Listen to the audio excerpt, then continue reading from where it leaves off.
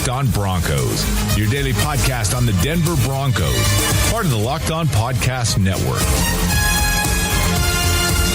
Welcome back, ladies and gentlemen, to another edition of Locked On Broncos, brought to you by the Locked On Podcast Network. This is your host, Cody Roark, and tonight we're going to break down the matchup between the Dallas Cowboys and the Denver Broncos this weekend. 2:25 p.m. kickoff on Fox. Joe Buck, Troy Aikman on the call, great commentary crew, and it's a prime time afternoon game, and I'm very excited about it, and you should be too, and here's why. Both of these teams are kind of underrated. They're kind of underrated. They're always kind of competitive every year. But you know what? The media obviously more so talks about the Dallas Cowboys than they do the Denver Broncos, unfortunately. But both of these teams, despite the Cowboys going to the playoffs for the first time in a few years last year, these two teams have always competed, and the last time these two played, Peyton Manning and Tony Romo had a shootout where the Denver Broncos won 51-48 in a game where no defense was played, and it was scoring left and right. Touchdowns, rushing touchdowns, passing touchdowns. It was unbelievably crazy, but both teams now are very different in terms of the face of the franchise. And when we look at it, the Dallas Cowboys have Dak Prescott, a guy who surprised everybody. When Tony Romo got hurt last year, Dak Prescott came in and he lit things up. And all of a sudden, you got the Denver Broncos, who Peyton Manning retires last year.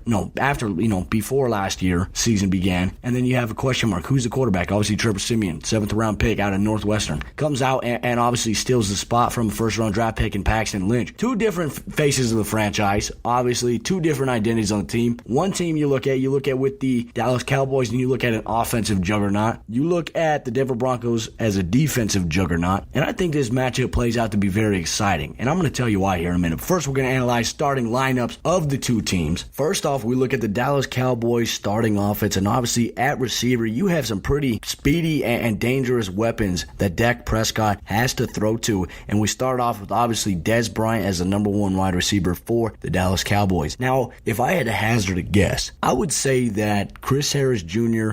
will probably be covering Cole Beasley or Terrence Williams, and we'll see Aqib Talib matched up on Dez Bryant. Now, the interesting matchup is going to be obviously a tight end and obviously safety with either Darian Stewart lining up over Jason Witten or Justin Simmons lining up over him. He's a wily veteran. They have a young guy also in James Hanna, who's another guy. Now, a weapon, an underrated guy that I was looking at when analyzing before the draft happened last year that I thought was going to be an absolute weapon for any NFL team outside of Cooper Kupp was a guy out of the University of Northern Carolina, and that is Ryan Switzer, who's a speedy guy. He's their punt returner and kick returner. He's a speedy threat, and he has the ability to make big plays, obviously in the special teams game, and he can come in. He's the backup to Cole Beasley, and he's going to be a guy that, he's going to be my guy to watch as being a potential wild card factor. Now let's get to looking at the offensive line. We look at the Dallas Cowboys O-line as one of the biggest offensive lines in the NFL. We look at left tackle with Tyron Smith, left guard over at Jonathan Cooper, and obviously Travis Frederick at the center position with Zach Martin, a wily veteran in the NFL at right guard, and La'el Collins at right tackle.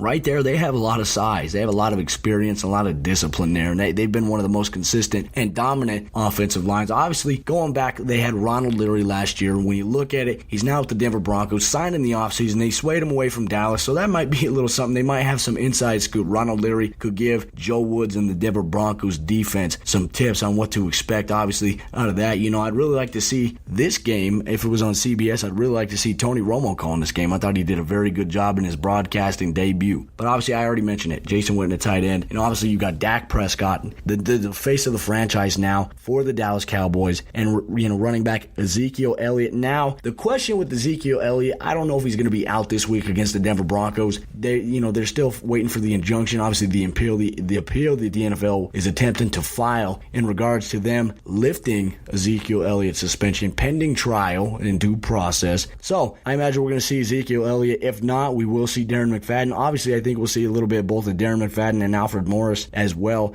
regardless if we see Ezekiel Elliott. But the Denver Broncos defense has to do a better job at getting pressure to the quarterback, and they're going up against a very good offensive line. Now, last week, Shaq Barrett, Von Miller, they were good at getting pressure on Phillip Rivers. However, when you look at how the game was broken down, there was not enough sacks. The Denver Broncos registered one sack against the Chargers, and that was Shaq Barrett on Phillip Rivers in the third quarter. You got to get more pressure. Obviously, the pressure was there against the Chargers, but you got to translate that into sacks. Anytime you as a pass rusher can get to the quarterback and even just make contact, you can change the outlook of a game completely. And we've seen Von Miller do it before. Von Miller has a tendency of showing up in big games, and this is, if I had to hazard a guess, probably one of the biggest games early on here in the regular season for the Denver Broncos, and it's not even a divisional, not even a conference game. It's a non-conference game, and this is something we could potentially be seeing maybe a Super Bowl 52 potential matchup here. I'm not going to predict things yet, but that's, optimistic thinking. Now we got to go to the defensive side of the ball, where I do think that the Cowboys have some weapons. They've struggled consistently, with defense, but over the years. But now the Dallas Cowboys defense looks pretty good, and I know this is just after 1 week, and we're talking about a defense that has historically struggled over the last couple of seasons, and a lot of it isn't necessarily due to a lack of players. In my opinion, I thought a lot of it had to do with, obviously lack of coaching, but Rod Marinelli has done a better job of getting these guys ready and prepared to be more competitive. And I think it's only going to get better when they get some of these guys on the defense. And I'm going to cover the defensive starting lineup for the Dallas Cowboys. And obviously you got at the defensive end position, DeMarcus Lawrence, who is dominant. He's a strong, physical freak of nature, especially off the edge. And you got Malik Collins, you got Stephen Pea at tackle as well, and then you have Tyrone Crawford opposite of him at DN, and obviously Taco Carlton over there as well, backing him up. But you also, at the inside backer, you have Damian Wilson, Anthony Hitchens at middle linebacker, and you have Sean Lee playing Will, which is, they're kind of playing him as an outside backer, and he's pretty good in coverage, especially in the hook to curl zones. You got Nolan Carroll, Byron Jones at safety, Jeff Heath at strong safety, and obviously Orlando Scandrick. And a guy out of Colorado, Chidobe Awuzie, is a guy to watch. He's a very talented young player, and they had a little bit of a no-fly zone at the University of Colorado last year. He was one of their most dominant players on the defense that they had last year. That was pretty special. But the Denver Broncos are going to have their hands full, obviously, with Sean Lee. That he's a really good cover linebacker, as well as he can get to the quarterback, and he's great in the run. So the Denver Broncos tackles this week, Garrett Bowles or Menelik Watson, specifically Menelik Watson needs to have a better game this week. He needs to respond. And currently, the Denver Broncos O-line has to have a better showing, and I think that they may. Now, we can look at how they played against the Los Angeles Chargers, and ideally they played well, but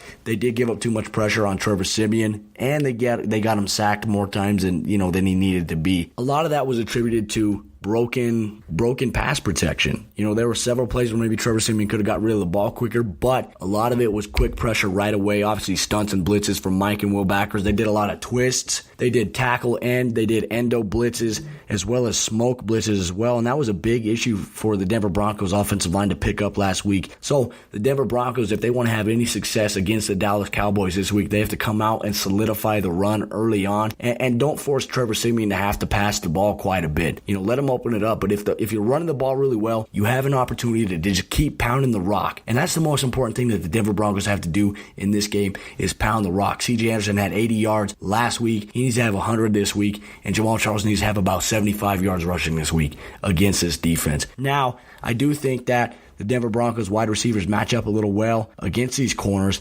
However, Nolan Carroll is a very, very underrated corner, and he's one of their bright spots, in my opinion, at the defensive back position for them. Obviously, you have a guy in Byron Jones playing free safety, and you have Orlando Scandrick, who, in my opinion, he's okay. He's a little overrated, in my opinion. That's just me, based on watching him as a DB coach and as a DB himself and a DB guru that I've done and studied over the years. I've watched him. He's okay. He's not the guy. He's not this guy that they told him, he said they need to pay him a lot of money. That's definitely not the guy. But more importantly, I think the Denver Broncos have done they did a great job on Monday night, on converting against third downs situations and obviously moving the chains and keeping the ball out of Phillip Rivers' hands. But they got to avoid 3-and-outs, and obviously I think the brute of the job this week is to stop the Dallas Cowboys' potent offense. And obviously they won 19-3 over the New York Giants on Sunday Night Football this past week. I don't know necessarily how good the Giants are this year. That's the hard thing about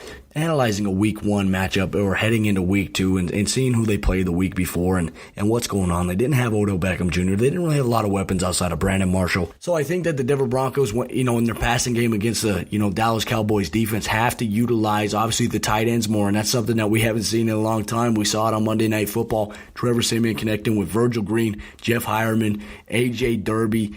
They got the tight ends involved a lot more, and it was on spectacular plays. Obviously, Virgil Green, 44-yard reception. Trevor Siemian threw a tight window. Now, those inside linebackers are going to key those hook to curl zones a little bit more than they did last week. And Sean Lee, when I watched Sean Lee last week against the New York Giants, his pass drops are absolutely crisp and clean, and he plays his zone really well. And he's got very quick lateral movement, which I think he's going to be a guy that the Denver Broncos need to avoid, throwing towards, or you can't allow him to make the big plays, in my opinion, on that defense. I think he's their best defensive player, in my honest opinion. And then obviously you got to contain DeMarcus Lawrence and obviously Tyrone Crawford, guys on the edge, guys who are getting quick at pressure. And obviously, we're going to see a little bit more of Jalen Smith. He didn't really play too much, obviously, in the preseason, got some action, but Jalen Smith can be a very solid player. Obviously, when he was at Notre Dame, he suffered a lot of, degenerative knee damage in his nerves within his knees, and that's painful. But he's back, and apparently he's healthy. I don't know if he's got full recovery, obviously, in the nerves of his knees, but he's a guy you got to watch out for as well. But like I said, the Denver Broncos defense has their hands full this week. Obviously, I predict that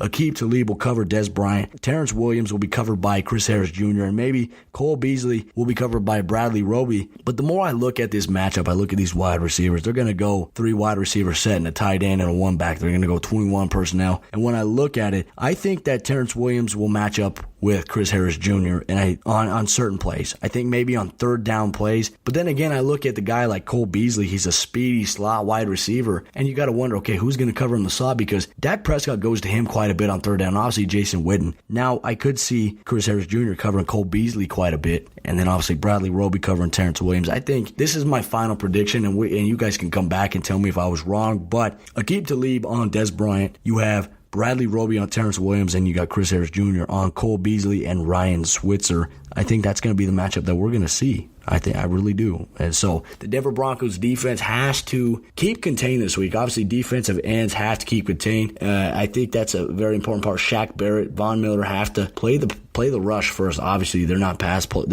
first players, but with a guy of Ezekiel Elliott's stature and a big offensive line, and primarily the Denver Broncos as of last year struggled with stopping the run. They did okay this week. Melvin Gordon only rushed for 54 yards. It kind of seemed like he rushed for a little more than that, but I do believe that Ezekiel Elliott is going to be a difference maker, that the Denver Broncos have to shut down. I think the Denver Broncos ideally want to force Dak Prescott to throw the ball a little more than he has to, but like I said, outside contain is absolutely imperative against a team like this because Dak Prescott can run the ball. Now, your defensive tackles for the Broncos cannot get too far upfield because Dak Prescott will slide up underneath and take it and run. I do expect a lot of teams specifically to attack Todd Davis in pass coverage. Obviously, when they identify that the Denver Broncos are going up in man coverage, I expect wholeheartedly that they're going to look at Todd Davis and they're going to say, okay, we're going to get him on a one-on-one with our tailback and Ezekiel Elliott over Todd Davis Sr. I tell you what, that's not going to end well. We've seen Todd Davis's history against covering linebackers, and I think that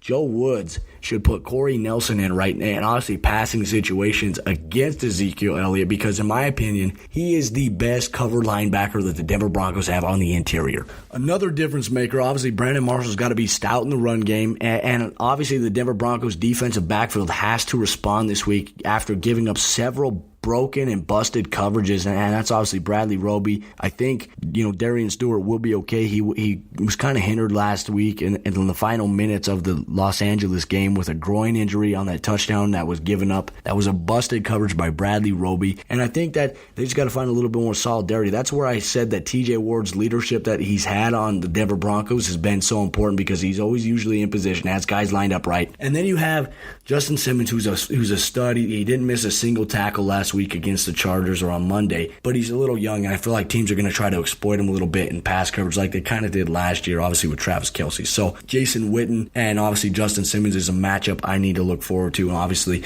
I'm very excited about it. For this game, this is a huge game for the Denver Broncos, and it's so important that the Denver Broncos come out on fire. If they're on offense and need to establish the run game, get it going, and don't force Trevor Siemian to have to throw the ball more. I mean, if you have to force your quarterback to throw the ball more than 35 times a game, you're in trouble and you probably won't win a lot of games. Ideally, you want to have 20 to 28 total passes in a game. I do believe the offensive line needs to play much better. They cannot even play within a single shadow of resemblance of what they played on Monday night. While the offense looked better, the offensive line continued to struggle a little bit. Garrett Bowles is still a rookie. He had a pretty good game. He gave up one sack, but Matt Paradise, and obviously you got to hope Ron O'Leary can come back out. Obviously, he suffered a concussion on Monday against the Los Angeles Chargers, and he had to go through concussion protocol. So hopefully he'll be ready to go. If not, I expect to see Connor McGovern to step in there at guard. Unfortunately, I don't think that's really a strong suit for him. But one move I'm looking forward to seeing, I think that the Denver Broncos will start guard Alan Barber this week. He's played in the division against the Dallas Cowboys multiple times in his career, obviously coming from Philadelphia, and now he looks a little more better. He looks a lot better than Max Garcia, unfortunately. So the offensive line has to play big, and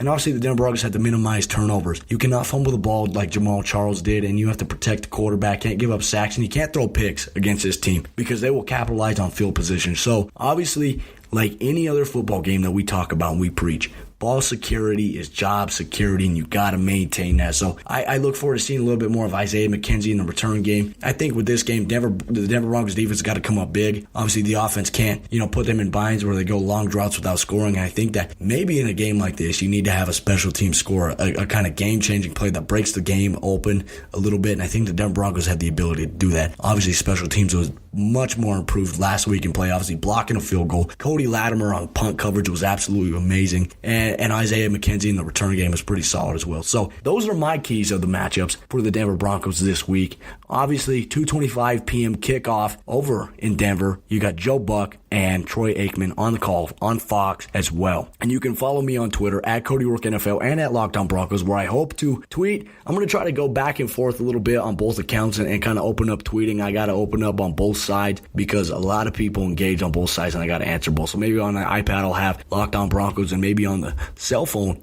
I'll have at Cody Roark NFL. So be sure to follow me on Twitter at Cody Roark NFL, at Locked On Broncos. Engage and join tweeting. And also, please, before you leave tonight and you go to bed, or before you get to work and you have to start your day and clock in, wherever you may be listening to us here on Locked On Broncos, brought to you by the Locked On Podcast Network, please head over to iTunes and leave a review for the show. And if you leave a review in iTunes on the show and you include your Twitter username, you automatically qualify to win a free membership of Pro Football Focus Edge, where you get access to the most analytical stats about every team in the NFL, as well as draft coverage and what can help you obviously in fantasy football as well. Going forward, Pro Football Focus, bringing you the latest edge of analytics and football. This is your host, Cody Roark, saying good night and go Broncos.